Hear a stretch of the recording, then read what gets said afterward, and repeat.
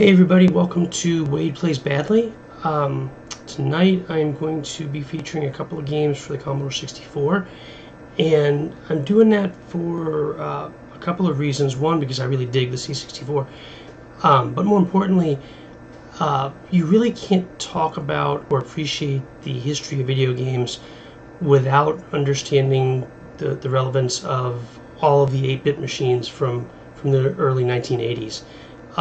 Whether it's the C64, the Coco 3, the numerous Atari 8-bits, the Speccy, and the list goes on and on. I mean, there were tons of also-rans and clones. You know, in 1983, when the crash happened, many of us didn't even take notice because we were obviously children and not working in the industry, and we'd also moved on to these computers that were new things for the home. They, no one up until this point had considered that you could have this kind of power in a machine, that you could program and create your own content. And these machines really filled a gap that existed between the time of the crash and when, say, the NES really hit in America in 1986. So what I'm going to do tonight is I'm going to play two games for you. The first is, as you can see, Montezuma's Revenge, which was released on pretty much every platform in existence at the time. For my money, the C64 version is probably the best. Certainly controls the best. It's the most fluid. Lots of good color variation. The sprite work is solid. Very indicative of what was available at the time. And once I run through it, I'm going to play for you a new brew, or some might say homebrew, from this year actually, called Sydney Hunter and the Sacred Tribe, which is a spiritual successor to Montezuma's Revenge. And it's a game I've only had it for a short time, but I've fallen in love with it. It's a wonderful title. It's very simple to play, but it really takes me back to the days of the 8-bits when exploration was king. And so without further ado, let's jump into it. Let's be about it, and let's have a look at Montezuma's Revenge.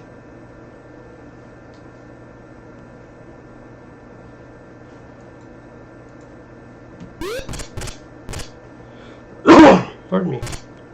Okay, so you'll see this is pretty much a prototypical platformer. Everything, it's all about movement,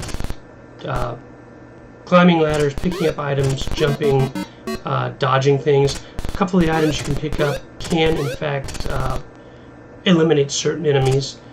You need the keys to open the doors. Right now I have no items, so this snake would kill me if I touched it, and I've got to jump over it, which you would not think is a Herculean task, but don't underestimate my ability to suck. Yay! A few gems just for some points, and keep in mind that in the 1980s, points were king. That was all any of us wanted, was to get our name up on the leaderboard and have a high score. What I find kind of interesting here is that for years the ColecoVision version of this game was my favorite, and it had a control kind of, I don't know if it was a glitch, but it was certainly an oddity that this particular jump from going here back to here couldn't make it. All right, because of the way the ColecoVision top hat controller is made, my hands would just physically not do it. And there you go. It's very easy to overcorrect and lose a very precious life in a game like this. Okay, that's a dead end. Now keep in mind, I think this game boasted, yikes, okay, that's 2 down. I want to say 100 levels at the time, which was a big deal. I mean, if you could play through and actually survive 100 levels of a game like this, you were pretty good. I've never actually seen the ending of this game, at least not where I got to it myself. And I think we can all see why now, right? Hey, it is called Wade Plays Badly for a reason, okay? I'm firmly entrenched in my 40s, and my reflexes are not what they used to be. If you think this is awful, just wait till you see me play some of the the Nintendo 8-bit stuff that escaped my attention the first time around. It's going to be a real hoot and a half, if you will. Okay, I just picked up that torch, which let me bypass the snakes. And as we all know, if we've seen Indiana Jones, snakes hate torches. It's not coincidental, I don't think, that this game came out in 1984, which happened to be the same year that the second Indiana Jones film hit. Everybody and their brother wanted to release a game that was reminiscent of Indiana Jones. So there's that. Okay.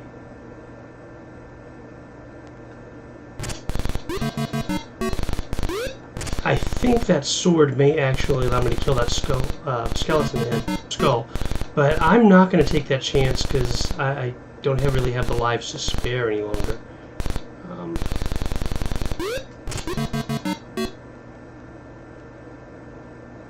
Okay, yeah, it will. I will be able to kill this skull with that sword, and that's going to let me get down this pole.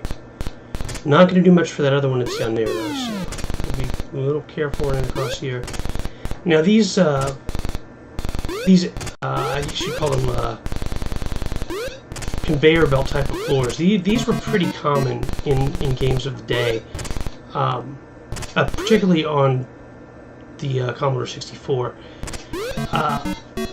One other game that immediately comes to mind is Mr. Robot and his Robot Factory, which I'm sure I will get to at some point, that made use of those quite liberally, and it even provided a construction set where you could design your own levels, which at the time was terribly innovative, and even nowadays you don't see that a lot. I mean, obviously we've got a modding community for well, there you go. We've got modding communities for a number of games, but just general level editors where all the assets are provided, you don't see a lot. And you can see here I'm trying to pick up these gems, but my inventory is full. So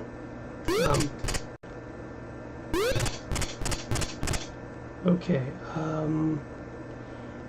and now it's a matter of kind of looking around and seeing where have I already been. Not dying would be helpful. I don't believe there's a... Yeah, I've come the only way I can. I'm pretty sure I have to wrap around back to the first level again. But, yes, okay, goes up, so... Oh. Okay, the sword, which I didn't mean to use.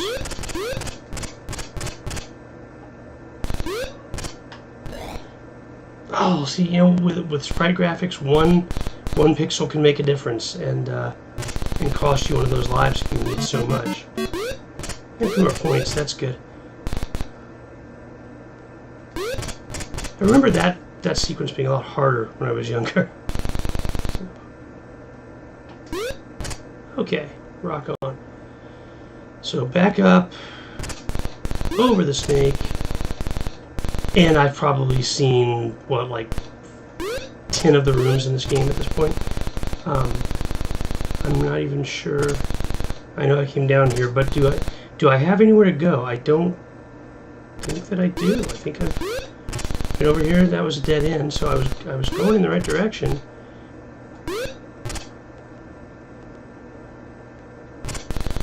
And so clearly I have either missed an exit or I just wasn't good enough to get to where I needed to be, but at least now I know that I'm going in the right direction. So let's head down there and see. Ooh,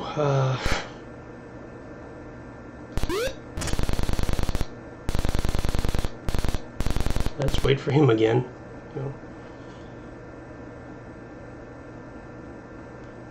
While we're young, Spider, anytime will do.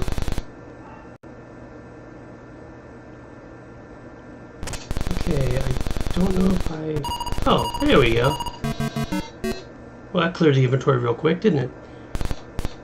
Okay, very carefully. I've got to jump to that platform with the rope, otherwise I'm going to break my neck. And, there we go.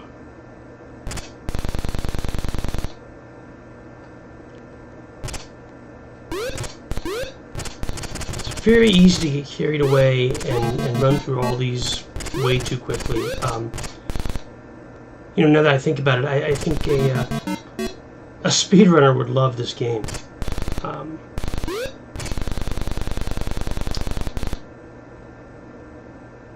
Oh yeah, that's gonna happen.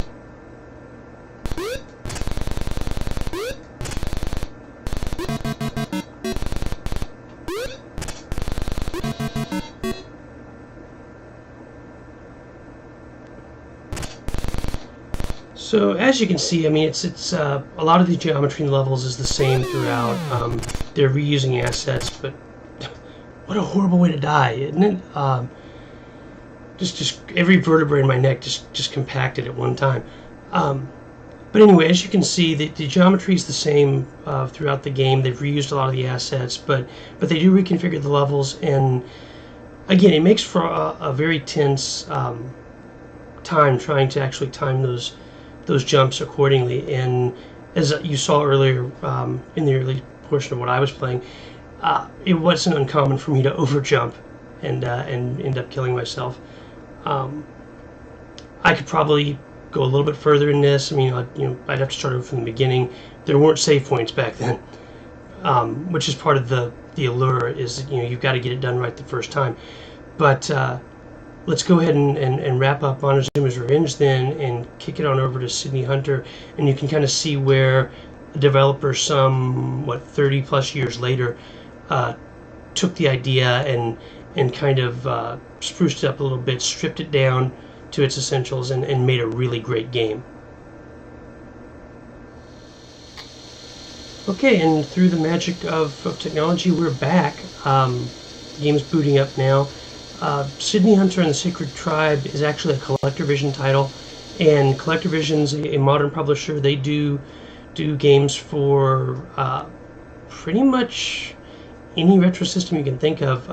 I know that this particular title was released not only on the C64 as a ROM, which I'm playing here, which was nice. It was like $5.99 for the ROM, so that's cool.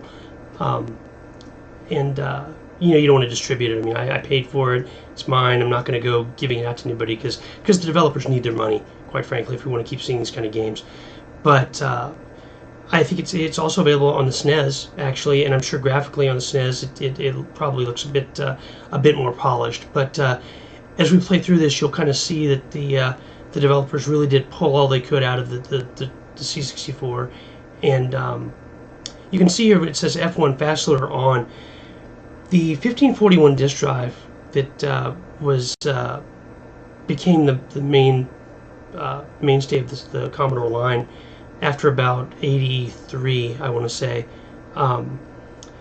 was incredibly slow, just mercilessly slow. I mean, you literally would start loading a piece of software and could go off and have lunch, read a book, and run a marathon and come back, and it might be loaded. So a company called Epix, which later went on to create the Atari Lynx, created a cartridge called the Fast Load cartridge, which managed to speed up those load times significantly. And what this developer has done is actually made it so that if for some reason you wanted to really experience the grind of loading, you can turn the fast loader off and then go play another game on a console while you're waiting for this one to load. I don't know why anyone would do that, quite honestly, but it's there, and I guess it's nice to have the authentic option of doing that. But let's give it a go and get things started.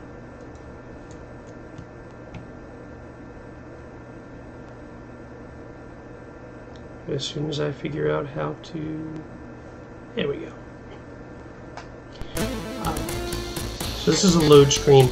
I should actually point out I'm playing this through Quanto's C64 Forever, which is basically a front end on top of WinVice for Windows. I like it because it's no muss, no fuss. There's no settings to deal with. You add a ROM to your game list and you're playing.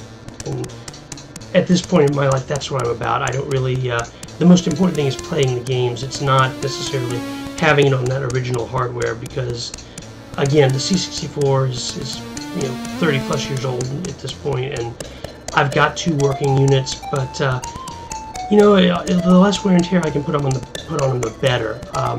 If for no other reason than it makes them available for future playbacks. So let's dive into Sydney Hunter and see what this is about, shall we?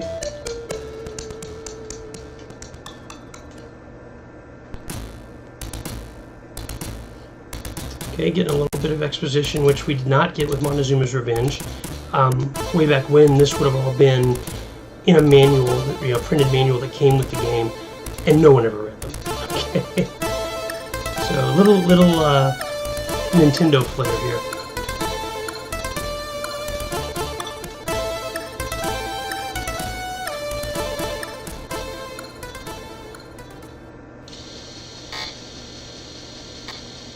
They've even simulated the awful loading sounds of the 1541, which just sounded like it was grinding gears and doing all sorts of ugly things to your discs.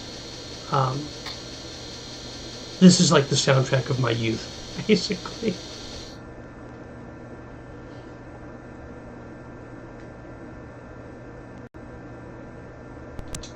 There we go.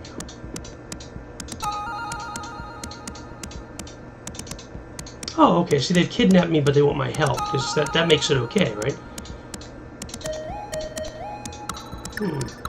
You built the thing, but you'd like me to... Yeah, sure, why not? That seems legit. Let's give it a go. Anything to get the game started, right? Okay, this is actually quicksand, so you can land on it, but if you stay too long, you will sink and you will die. Now, you'll notice right here how... he's a little bit transparent. That's a limitation of the C64, and the number of colors and the way it had to handle sprites. All the machines of the day had some kind of bugaboo like that, and it was left up to the programmer to actually work around it as best they could.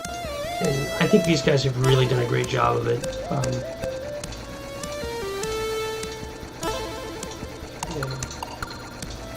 Oh, I so wanted to hit that.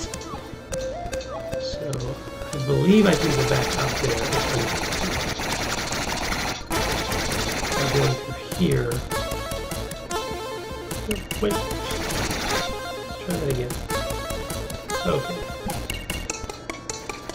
Yeah, so I'll get one more shot at that. And, I mean, it's not a big deal, but, you know, a free gem like that is not something you want to pass up. I also need to avoid hitting that bat, obviously, so... if I didn't do it again. Okay, it's all the talking. Third time's the charm, right?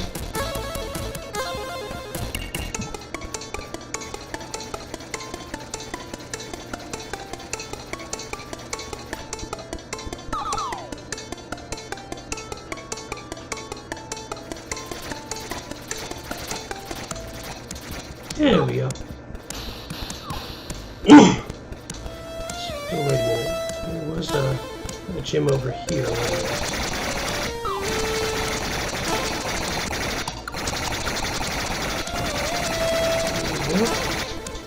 And let's see what's happening here.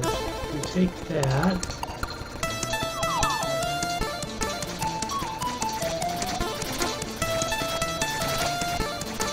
And just like Montezuma's Revenge, I believe this game has about 100 levels. Not that I'm ever going to see them, but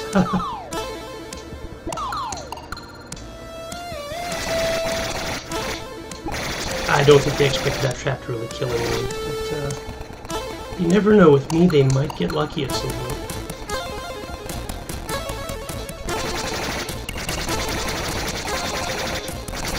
These types of games are very deceptive, and they seem so simple. But again, with the timing needing to be what it is, and all it takes is one, overcorrection on the controls to slide right off a platform.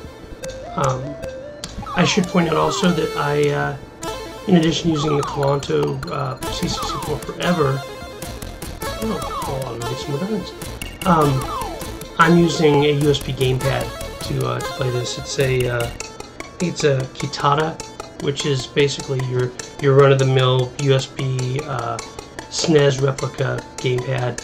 You can get a couple of them on Amazon for like $15, I think. But they really do offer a little bit of an advantage over the old style joysticks, because your wrist doesn't kill you when you're done. I obviously don't want to go down there because I can't get past that fella anyway. And it looks like I'm quite a bit away from 60 gems, so I better go find where I can get more of those.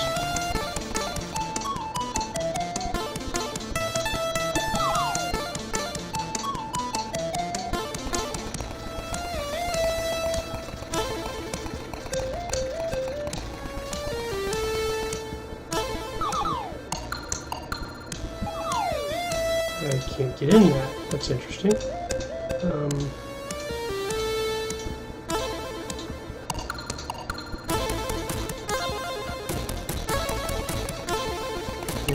In here, so let's backtrack again.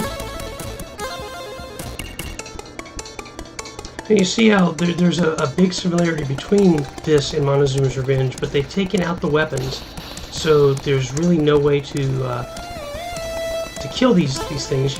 Any of these monsters, you've simply got to avoid them. And fortunately, it seems like they're pretty lenient with the number of lives they give you.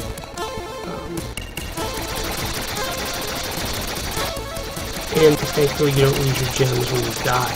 So I may yet hit those 60.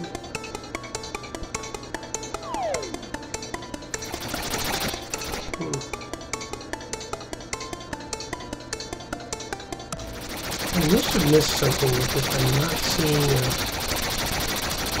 another way to go.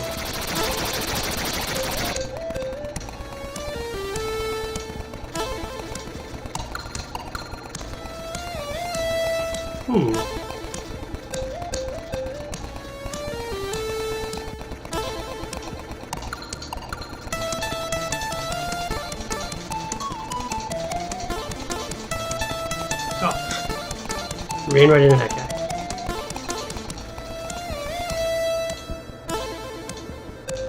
Okay.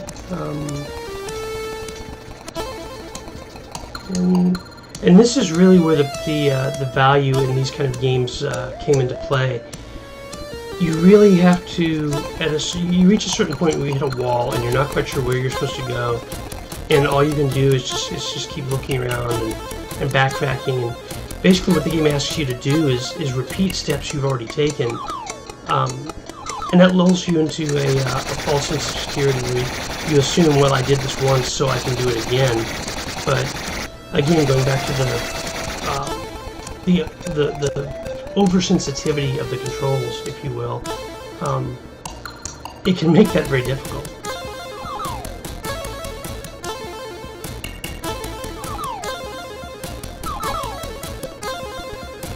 Yeah. Okay, I would really like that idol over there, but I'm not quite sure how to get there. I don't think I can clear that jump. That won't help me at all.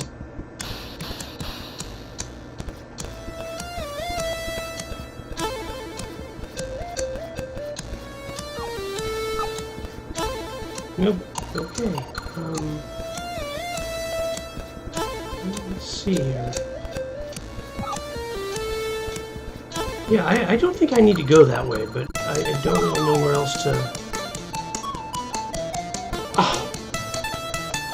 Again, you gotta pay attention. Let's, yeah, that just happened. Okay, there you see our friend, Panama Joe from Montezuma's Revenge. He's gonna come and take me back to where this all started, and I get to do it all over again. So that's gonna wrap this then. That's Sydney Hunter and the Sacred Tribe. I think at this point there's actually a sequel either coming out, or it may already be out at this point. But if you've got a C64 or you've got the emulator set up like I do, by all means check it out. Or if you have the means, check out the Super Nintendo version, because it's like I said, I'm certain it looks better. Not that this was bad. I mean, this is really pulling a lot out of the C64, but But yeah, just I mean, it's a great game, and it's just a lot of fun. So I think I've lived up to my my title here. I did play very badly. And this kind of thing, obviously, you can play it long enough and get really good at it. And I need to invest a little more time. But I hope that you got something out of this and kind of enjoyed seeing the way we did things way back when. And yeah, have a good night, and I will see y'all next time.